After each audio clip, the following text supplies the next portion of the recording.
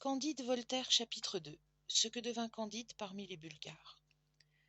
Candide, chassé du paradis terrestre, marcha longtemps sans savoir où, pleurant, levant les yeux au ciel, les tournant souvent vers le plus beau des châteaux qui refermait la plus belle des baronnettes. Il se coucha sans souper au milieu des champs entre deux sillons. La neige tombait à gros flocons. Candide, tout transi, se traîna le lendemain vers la ville voisine qui s'appelle Waldberghof-Trarkdikdorf. N'ayant point d'argent, mourant de faim et de lassitude.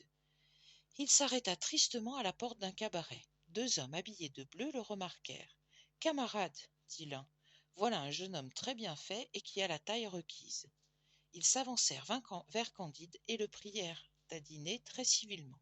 « Messieurs, leur dit Candide avec une modestie charmante, vous me faites beaucoup d'honneur, mais je n'ai pas de quoi payer mon écot. »« Ah, monsieur, lui dit un des bleus, les personnes de votre figure et de votre mérite ne payent jamais rien.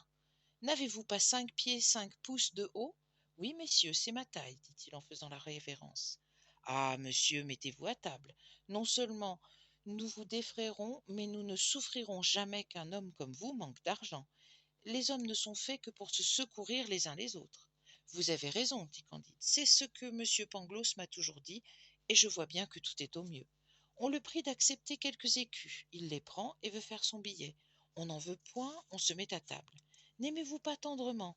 Oh oui, répondit-il. J'aime tendrement mademoiselle Cunégonde. Non, dit l'un de ces messieurs. Nous vous demandons si vous n'aimez pas tendrement le roi des Bulgares. Point du tout, dit-il, car je ne l'ai jamais vu. Comment ? C'est le plus charmant des rois, et il faut boire à sa santé. Oh, très volontiers, messieurs. Et il boit. C'en est assez, lui dit-on. Vous voilà l'appui, le soutien, le défenseur, le héros des Bulgares. Votre fortune est faite et votre gloire est assurée. On lui met sur le champ les fers aux pieds et on le mène au régiment.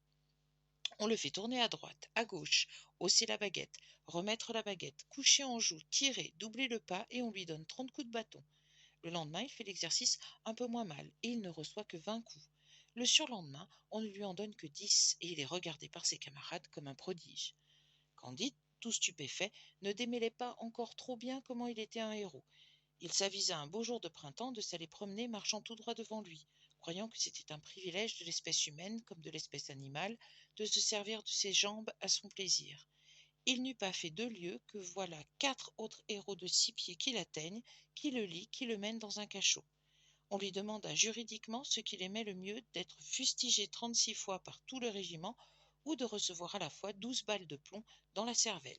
Il eut beau dire que les volontés sont libres et qu'il ne voulait ni l'un ni l'autre, il lui fallut faire un choix.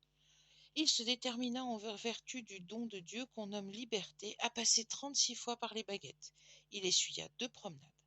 Le régiment était composé de 2000 hommes, cela lui composa 4000 coups de baguette qui, depuis la nuque du cou jusqu'au cul, lui découvrirent les muscles et les nerfs. Comme on allait procéder à la 3e course, Candide, n'en pouvant plus, demanda en grâce qu'on voulût bien avoir la bonté de lui casser la tête. Il obtint cette faveur, on lui bande les yeux, on le fait mettre à genoux. Le roi des Bulgares passe dans ce moment, s'informe du crime du patient, et comme ce roi avait un grand génie, il comprit, par tout ce qu'il apprit de Candide, que c'était un jeune métaphysicien fort ignorant des choses de ce monde, et il lui accorda sa grâce avec une clémence qui sera louée dans tous les journaux et dans tous les siècles.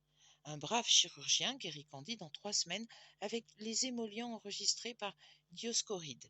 Il avait déjà un peu de peau et pouvait marcher quand le roi des Bulgares livra bataille au roi des Abars.